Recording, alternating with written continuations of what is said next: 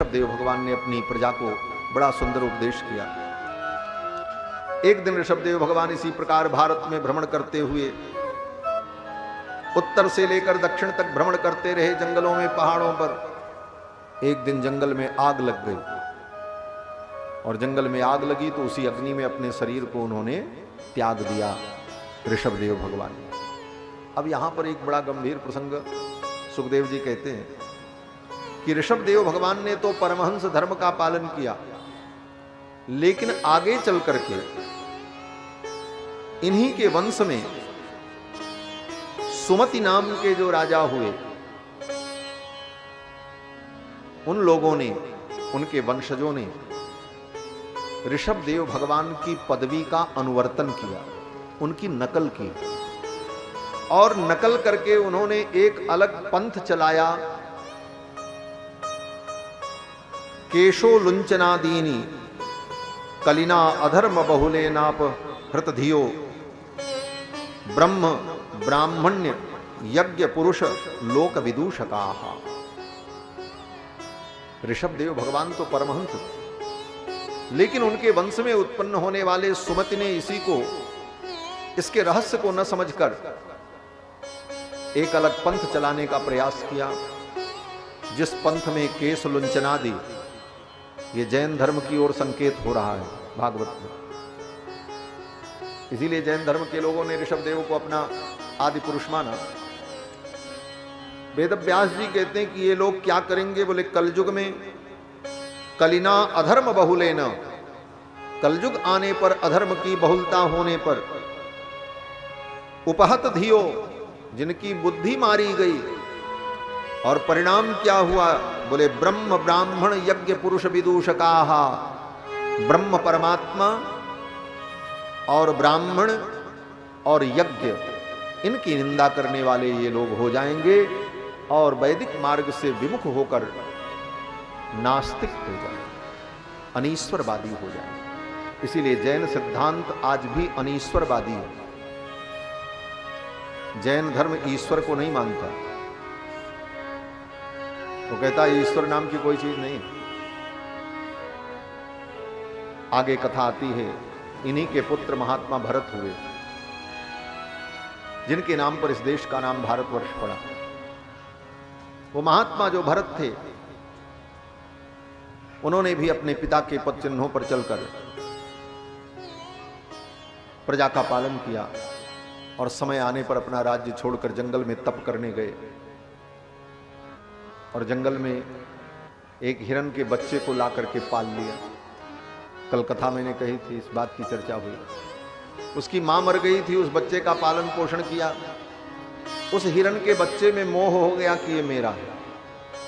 अपने पिता के उस उपदेश को भूल गए भरत जी। इनके पिता ने उपदेश किया था ममता ही बंधन है, और उस हिरण के बच्चे में ममता हो गई, ये मेरा है। और इतनी ममता कि कहीं जब जाएं तो उसको साथ लेकर के जाए, कंदमूल फल लेने जाना हो तो उसको साथ लेकर के जाए, अगर वो कहीं घास चरने लग जाए तो रुक जाए, उसकी प्रतीक्षा कर। इतना मोह था। रास्ते में कोई नदी नाला पड़े तो ऋषभदेव भगवान, वो भरत जी सोचते छोटा बच्चा है कैसे पार करेगा, उसको अपने कंधे पर बैठा लेते, जैसे बाप अपने बेटे को बैठा। इतना मोह हो गया, और उसका परिणाम, बोले वो हिरण एक दिन बड़ा हुआ, जंगल में कहीं चला गया, उसी को याद कर रहे थे, कहां गया, क्या खाया होगा, कैसे होगा। मृत्यु आ गई, मृत्यु बता के नहीं आती। हिरण का स्मरण करते हुए मरे तो अगले जन्म में उनको हिरण बनना हो। इतने बड़े तपस्वी थे महात्मा भरत, और हिरण बनना हो। फिर हिरण की जोनी से उनको मुक्ति मिली तो पुनः मानव जीवन मिला। अंगिरा गोत्र के एक ब्राह्मण के कुल में उत्पन्न हुए, और फिर बड़े सावधान रहे। फिर तो इनका नाम जड़ भरत हुआ, और जड़ भरत के रूप में जब ये मानव के रूप में प्रकट हुए तो बड़े ही सावधान, कहीं किसी से कुछ कहना नहीं, सुनना नहीं, जो मिल जाए खा लें, कहीं भी पड़े रहें, परमहंस, कहीं किसी में आसक्ति नहीं, अपने शरीर में भी आसक्ति नहीं। एक दिन भाई ने, परिवार के लोगों ने इनको निकाल दिया। घूमते हुए जा रहे थे, जंगल में कोई डाकू मिला। डाकू देवी की पूजा कर रहा था, किसी पुरुष की बलि चढ़ानी थी। डाकू ने पकड़ लिया और ले जाकर के मंदिर में खड़ा करके पूजा वूजा किया और फिर तलवार उठाई, बलि चढ़ाने चला। तब तक सामने जो देवी की प्रतिमा थी वो फट गई। सहसा उच्चाट भद्रकाली, भगवती भद्रकाली प्रकट हो गई और भद्रकाली ने उस डाकू को मार दिया। जड़ भरत जी भगवान का स्मरण करते हुए वहां से आगे चले। विचार करो, वो डाकू तो देवी को प्रसन्न करने के लिए बलि चढ़ा रहा है और कई दिनों से पूजा कर रहा है।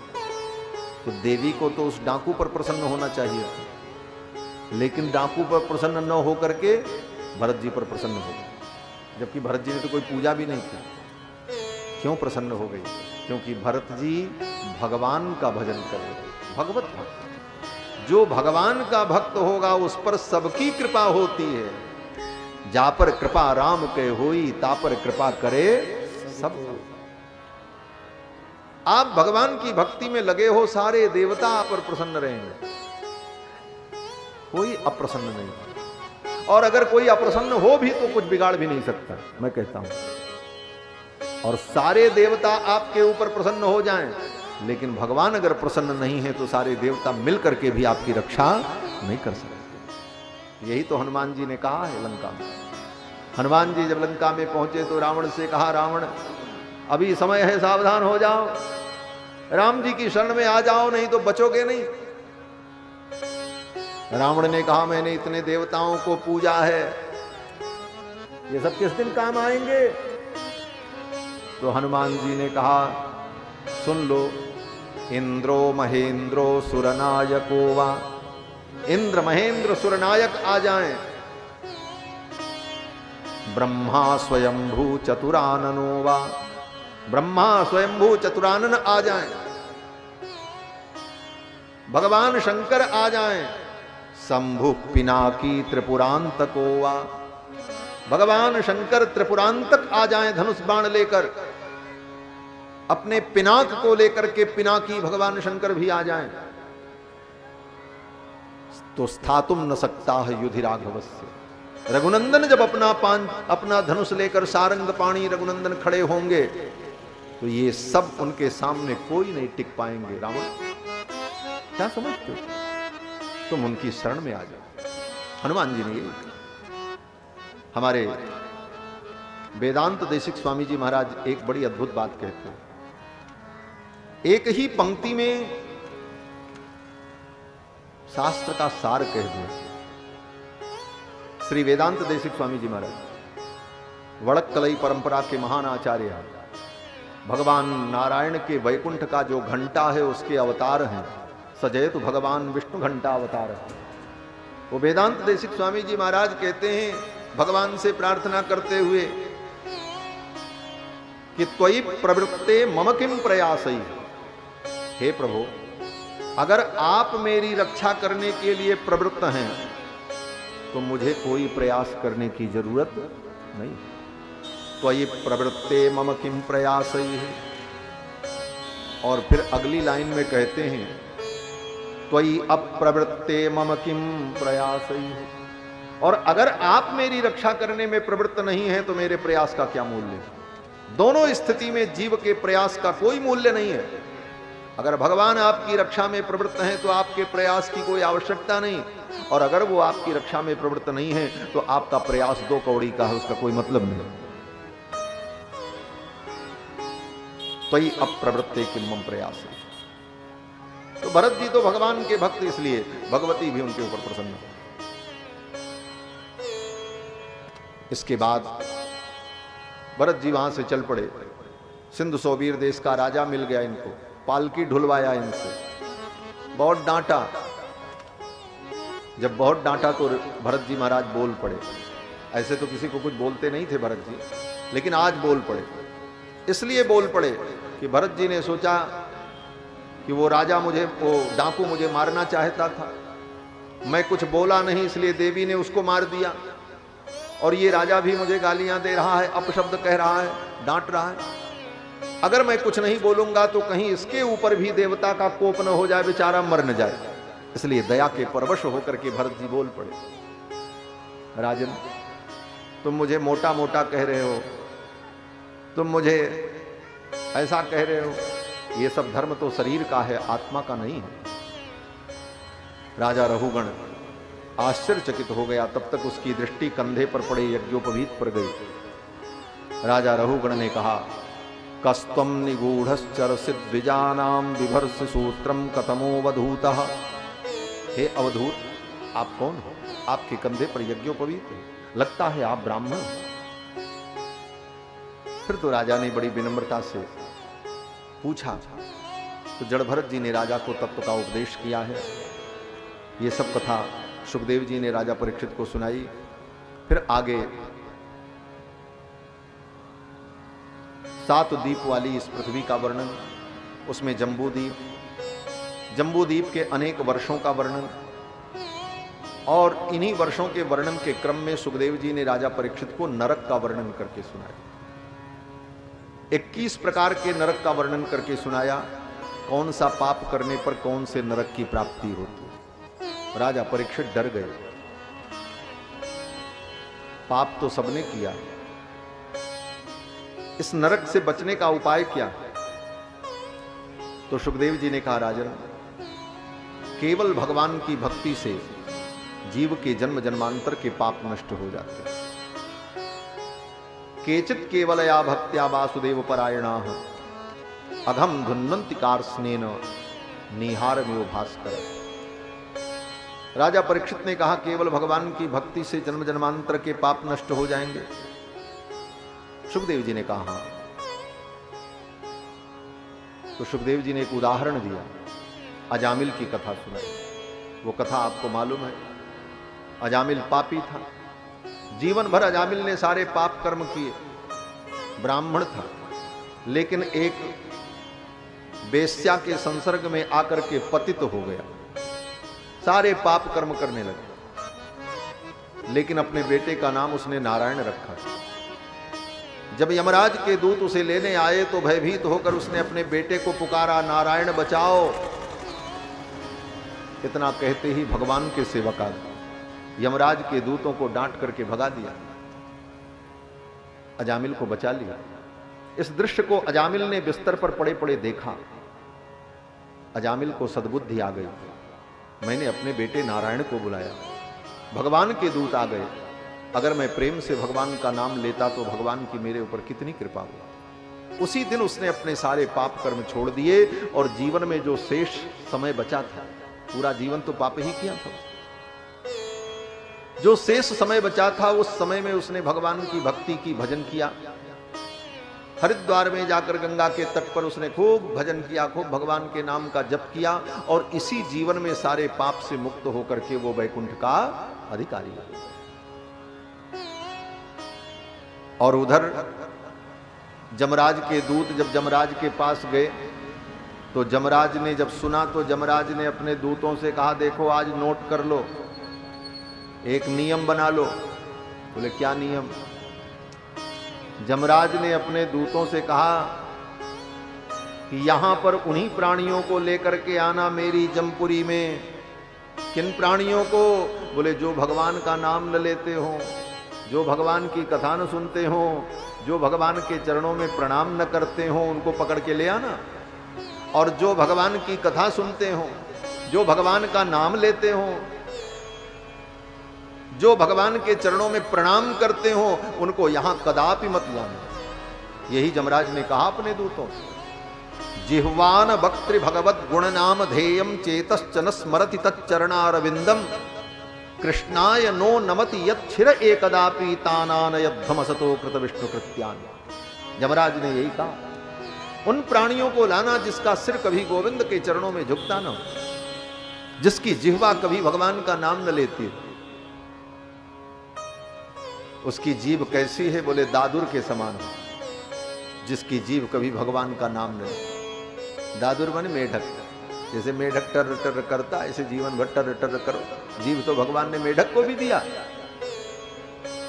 लेकिन मानव की जिह्वा का फल तो यही है कि वह भगवान का नाम ले।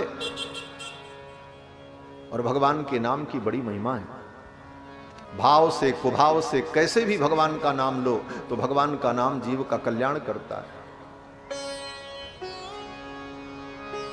भाए कुभाए अनक आलस हो, भाए कुभाए अनक आलस हो, नाम जपत मंगल दिसि दसहु, नाम जपत मंगल दिसि दसहु, भाए कुभाए अनक आलस हो, भाए कुभाए अनक आलस हो। भगवान का नाम कैसे भी लो, भाव से कुभाव से कैसे भी भगवान का नाम लो कल्याण होगा। उल्टा भी लो तो कल्याण होगा। हाँ, दुनिया में कोई मंत्र उल्टा पढ़ो तो फल भी उल्टा हो जाता है। एक महात्मा कहते थे, कोई व्यक्ति था, उसकी पत्नी बीमार थी, पंडित जी के पास गया, बोले महाराज कोई उपाय बताओ, बहुत दवा की, पत्नी ठीक नहीं। तो पंडित जी देवी के भक्त थे, दुर्गा सप्तशती का रोज पाठ करते। तो पंडित जी ने दुर्गा कवच जो है उस कवच का मंत्र बता दिया। बोले जाओ, जाकर के इसका जप करो, भार्याम रक्षतु भैरवी, हे भैरवी तू मेरे भार्या की रक्षा कर। वो बेचारा सुन करके आया, लेकिन रास्ते में आते आते भूल गया, कंफ्यूज हो गया। आया तो मंत्र का जप क्या करने लगा, बोले भार्याम भक्षतु भैरवी, भार्याम भक्षतु भैरवी, भार्याम भक्षतु भैरवी। 9 दिन बीता, पत्नी का राम नाम सत्य हो गया। रोता चिल्लाता पहुंचा, बोले महाराज क्या आपने किया, क्या मंत्र बता दिया, बचने को कौन कहे, तो मर गई। पंडित जी ने कहा मंत्र तो मैंने ठीक बताया, गड़बड़ी तुमसे हुई होगी। क्या जपा तुमने? बोले महाराज हम तो यही जप रहे थे, भार्याम भक्षतु भैरवी, भार्याम भक्षतु भैरवी। पंडित जी ने कहा तो ठीक है, तो हुआ, भार्या का भक्षण कर लिया भैरवी ने, काम खत्म। बोले महाराज इसका अर्थ क्या होता? पंडित जी ने कहा भक्षतु का अर्थ होता भक्षण करना, और हमने तुमको रक्षतु बताया था, रक्षण करना। तुमने कहा बोले महाराज हम इतना पढ़े लिखे होते तो फिर काहे को ऐसा होता, लेकिन हमारी भावना शुद्ध थी, हमारी भावना तो ये थी मेरी पत्नी ठीक हो जाए। पंडित जी ने कहा भावना तुम्हारी ठीक थी, लेकिन मंत्र गलत था, इसलिए फल उल्टा हो गया। तो मंत्रों में तो भावना भले तुम्हारी सही हो, लेकिन मंत्र गलत होगा तो फल गलत। हाँ, एक स्वर भी बिगड़ जाए तो मंत्र का अनर्थ हो जाता। स्वरतो वर्णतो मिथ्या प्रयुक्तो न तमर्थमा, सवाग वज्रो जजमानम हिनस्ति, यथेन्द्र शत्रु स्वरतो पर आधार। भागवत में कथा है, एक स्वर गड़बड़ हो जाए तो अर्थ का अनर्थ, लेकिन भगवान का नाम, बोले भगवान का नाम महामंत्र है। मंत्र और महामंत्र, मंत्र में तो कोई गड़बड़ी हो जाएगी तो उल्टा फल होगा, लेकिन महामंत्र, बोले महामंत्र पूरा उल्टा हो जाए लेकिन फल जो है वो सही ही होगा, चिंता की कोई बात नहीं। भगवान का नाम क्या है? बोले महामंत्र। महामंत्र जो ही जपत महेशु काशी मुकुति हेतु उपदेश। और भगवान का नाम अगर उल्टा भी जपो तो कल्याण हो जाए। सीधा की कौन कर? वाल्मीकि जी ने उल्टा ही तो जपा, राम के जगह पे क्या जपा? मरा। उल्टा नाम जपत जग जाना, वाल्मीकि भय ब्रह्म समान। राम बिहाय मरा जपते, बिगड़ी सुधरी कवि कोकिल हो। राम के जगह पर मरा कह करके भी कल्याण। तो भगवान का नाम तो कैसे भी लो, भगवान का नाम कल्याण कर। एक कथा है, एक कोई मलेच्छ था, मैदान में गया शौच औच करने, नित्य क्रिया करने। तब तक कहीं से एक सूअर आ गया और सूअर ने उसको मारा। तो मलेच्छ के लिए तो सूअर हराम होता है। उस मलेच्छ ने कहा हराम ने मारा, और जैसे ही कहा हराम ने मारा तब तक बेचारा मर गया। हराम कह करके मरा और उस हराम में राम शब्द आ गया, इसलिए उसको भी परम गति की प्राप्ति है। ये भगवान के नाम की हराम कह करके तर गया, जवन हराम राम कही तर गए सदन कसैया। भगवान के बहु सोच पोच अल्पतो अवधि जीवता में, बहु सोच पोच करीबे को बहुत कुछ काह काह कीजिए। पारना पुराणन को वेदहूं को अंत नहीं, वाणी तो अनंत मन कहाँ कहाँ दीजिए। काव्य की कला अनंत छंद को प्रबंध बहु, राग तो रसीली रस कहाँ कहाँ पीजिए। सब बातन की एक बात तुलसी बताए जात, जन्म जो सुधारा चाहो राम नाम लीजिए। जन्म जो सुधारा चाहो राम नाम, भगवान का नाम। और पूरे रामायण में भगवान का नाम ही तो है। गोस्वामी जी से किसी ने पूछा आपके रामायण में क्या है? गोस्वामी जी ने कहा केवल भगवान का नाम है और कुछ नहीं। यही मह रघुपति नाम उदारा, अति पावन पुराण श्रुति सारा। अजामिल की कथा के माध्यम से सुखदेव जी ने राजा परीक्षित को भगवान के नाम की महिमा का वर्णन सुनाया।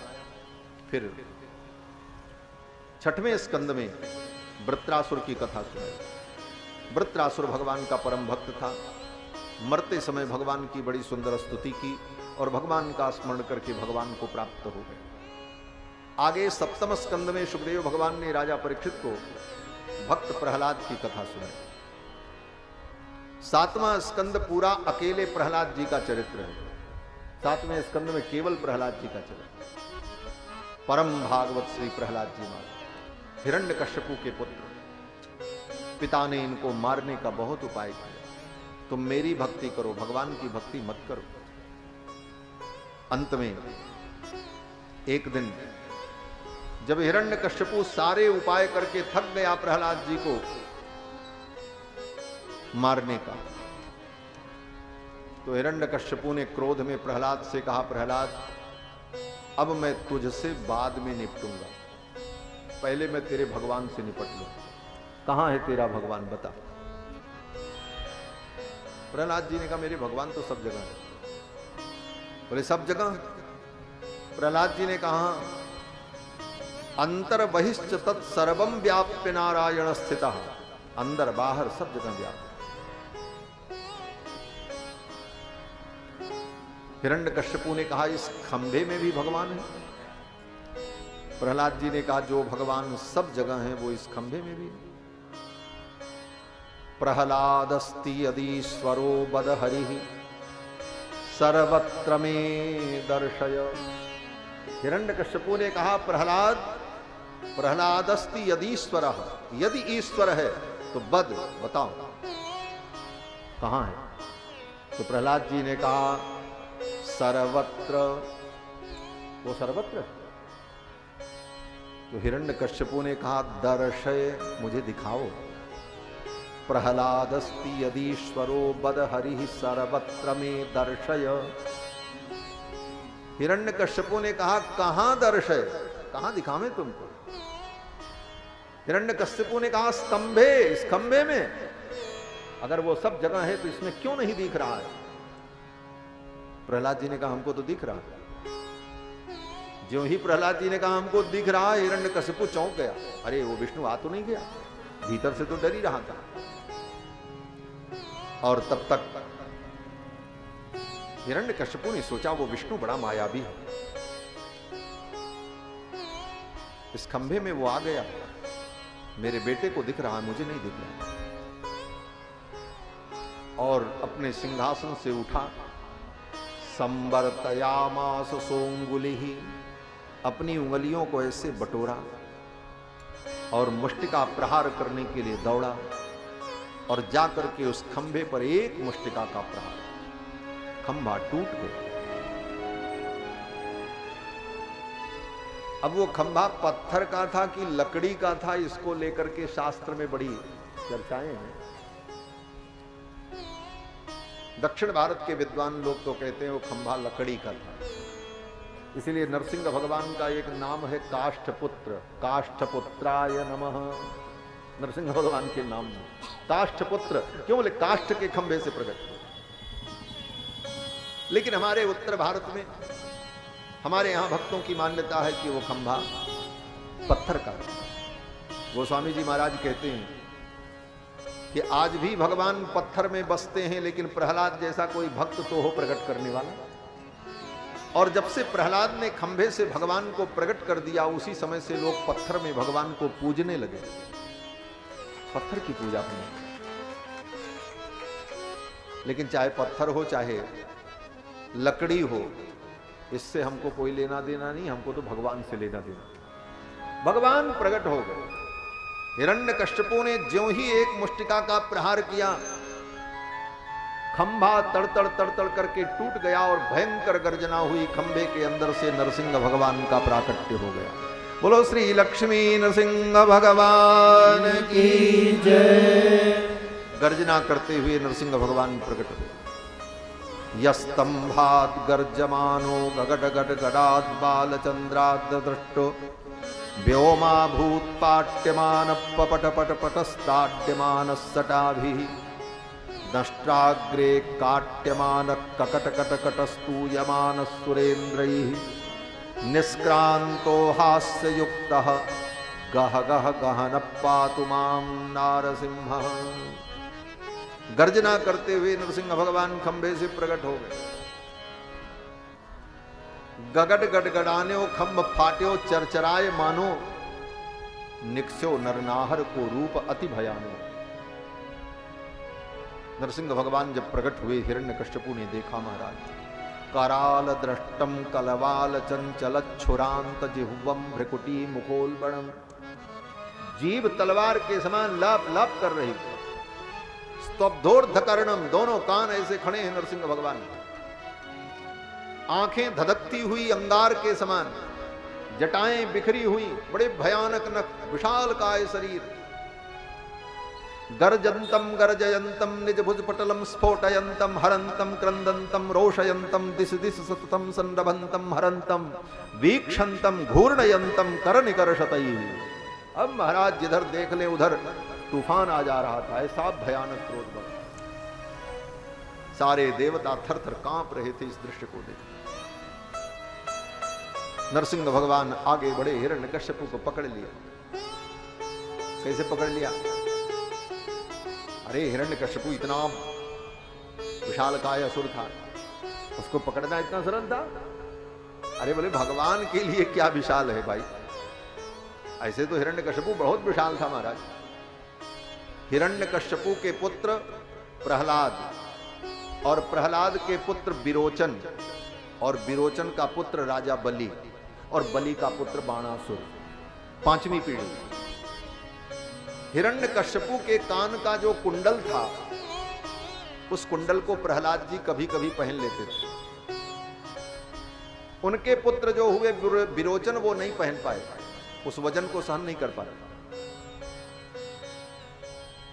और विरोचन के पुत्र बलि कभी कभी धारण करते।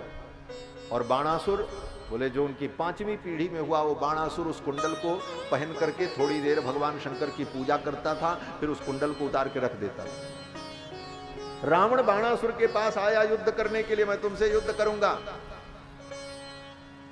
बाणासुर ने कहा भाई रुको, हम पूजा कर लें तब युद्ध करें तुमसे। 10 हाथ वाला रावण, वो 20 हाथ वाला रावण, जिस रावण की कितनी बड़ी कहानी है, कितना बड़ा वीर था। वो रावण आया और रावण ने आकर के बाणासुर से कहा मुझे द्वंद्व युद्ध प्रदान करो, मैं तुमसे युद्ध करूंगा, मैं युद्ध मांगने आया हूं। बाणासुर ने कहा मैं पूजा कर लूं तब युद्ध करूं, और तुमको बहुत जल्दी है तो मेरा एक काम करो। बोले क्या?